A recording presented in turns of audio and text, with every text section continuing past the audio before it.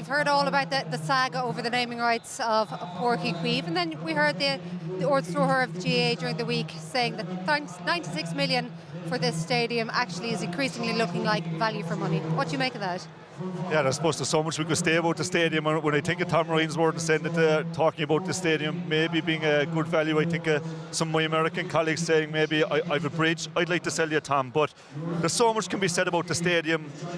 Joanne, the first thing is, of course, it's very presentable tonight. The field is looking great. In reality, though, there's a huge milestone has been left around Cork's neck. We're talking 30 million euros. How much has gone into the stadium? Will we ever know how much was actually spent on it? You can't tell me that's not going to impact on Cork players in the future. Pat Ryan, John Cleary, they're not going to come out and say it, but it is going to have an impact. I think it calls into question a bigger, you mentioned Tom Ryan's report. It's a bigger issue with the GAA though. Like, you'd have to look at the amount of stadiums that we have. Has anyone ever done a kind of an occupancy analysis on it? We've way too many stadiums. We're investing loads of money in stadiums. There's loads of proposals. I heard lately that there's actually 22 proposals that people are talking about for new stadiums. And then again, you're mentioning Tom Ryan's report.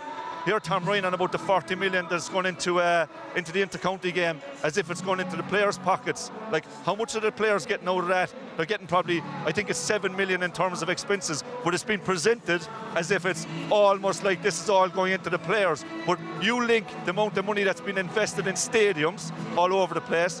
What's that going to drive? Who's going to pay back for those stadiums? The only people that are going to pay back for the stadiums are the players, and they're the guys who are going. It's the exact same as Croke Park. The likes of this place will be paid off for on the backs of players. Okay, there's a huge amount to get in there. You could point to the fact that Dónal is talking about this, about what they would call the runaway train in terms of players' expenses and the GPA. And there were a few comments referred in that report as well relating to the GPA. They would claim that there are county boards all over the country who are absolutely struggling now and simply don't have the money to try to keep up with this. Yeah, look, it feels like a bit of a runaway train at the minute.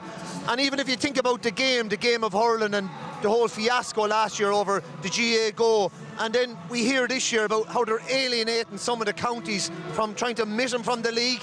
I heard the Fermanagh manager talking passionately today about how much it means to the people of Fermanagh, what he's gone through personally to be on the sideline today. It just doesn't add up for me, Joanne. We are hearing that the money from the GAA Go is going back into the game. I haven't seen any of it. I've seen it actually coming away from the game, which I think is hugely concerning. But who's driving this though? Joanne? What do you mean it's coming away from the game? What does that Well, why are we trying to omit 5 teams from the league this year? Well, that proposal didn't carry, and we will have a special on this, by the way, tomorrow on League Sunday. We'll look into that more. Going back to that 40 million, who's driving this? Like, you get a report coming out of Croke Park this week and blaming the players for maybe slowing down of the integration, blaming the players for the 40 million. When, as I said, 7 million of that goes into players for vouched expenses. Like, when is the GAA going to take responsibility? They're the people who have driven all of this. Well, they might claim they are. It was the GAA that decided to build Croke Park. It was the GAA that decided to put the names in the jerseys. It was the GAA that decided to sell the television rights.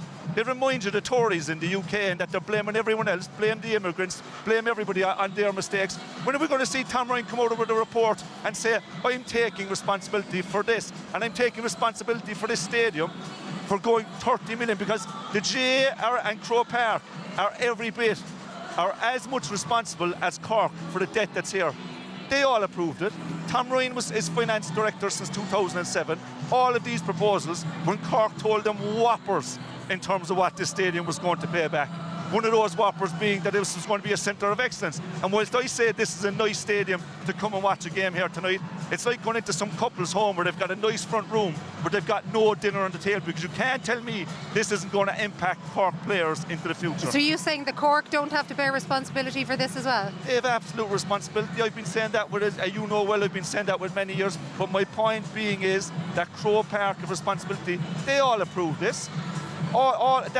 This stadium had to go through all of those systems. And my point is that they are very much part of the responsibility for what's gone on down in Cork, and it looks as if they're continuing to make the exact same mistakes. We've way too many stadiums, and they're on about the players and managing the players and talking about the GPA when the likes of the investment in stadiums has been totally mismanaged by the GAA over the last 20 years. Just one final point of this. Is this not exactly why we have the reports coming out now, and we should be seeing something from the GAA that does deal with all of these issues? Well, you're looking for governance and accountability for the actions and how Cork GAA is in such debt ad. Like, you know, how come they do their business like that?